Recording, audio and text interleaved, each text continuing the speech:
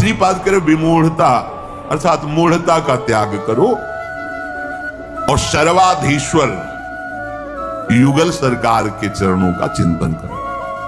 बेलवन में लक्ष्मी जी आज भी विराजमान होकर तप परायण है कि कभी किशोरी जी का आदेश आ जाए सेवा के लिए तो हम कृतार्थ हो जाए। वृंदावन में नहीं, बाहर यमुना की पल्ली पर विराजमान है और इसलिए विराजमान है कि कभी लाडली जो इशारा कर दे किसी के प्रति वो मुझे सेवा मिलेगी। विहाय वृंदावन मिंदिरादि भी सुदुर्लभम कुत्र विमूढ़ आश्रय। आशा छोड़ो तुम और ने किसी से, हमारे लाडली लाल के चरणों का आश्रय लो। तो कह रहे हैं परम सुदुर्लभा शास्त्र मिलंति भक्तया, परम दुर्लभ प्रेम भक्ति भी मिलेगी और ऐश्वर्य भी मिलेगा। ये जब आप प्रिया प्रीतम के चरणों का आश्रय लिए वृंदावनाधीश्वर श्यामा श्याम का भजन कर रहे तो क्या नहीं मिल जाएगा आपको।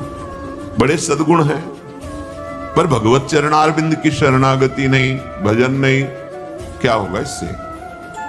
ये तो बाहरी सद्गुण है, इससे क्या होगा? अगर प्रभु के चरणों का आश्रय नहीं तो ये बाहरी सद्गुण भगवत प्राप्ति थोड़ी करा सकते हैं। और मनुष्य जीवन का चरम और परम लाभ भगवत प्राप्ति है।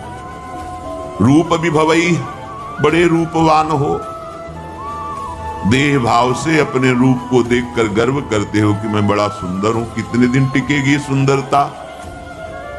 दुर्गति ही करवाएगी, क्योंकि देह भाव से सुंदरता का आरोप मैं में कर लेने से भोगों की प्रियता बढ़ती है।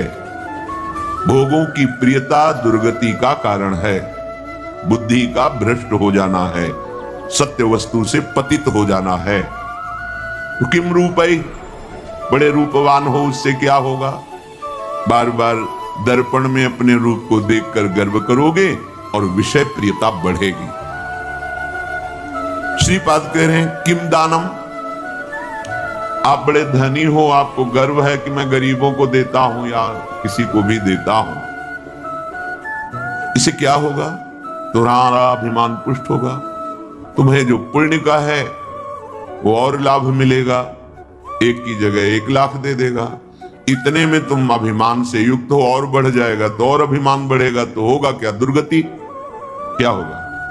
सोचो, जिनका कोई अपराध नहीं था, बराबर गौदान करना, स्वर्ण से खून मढ़वाकर, सींग मढ़वाकर दक्षिणा देना, घर दान करना, दान में ही लगे रहते थे महाराज नृग।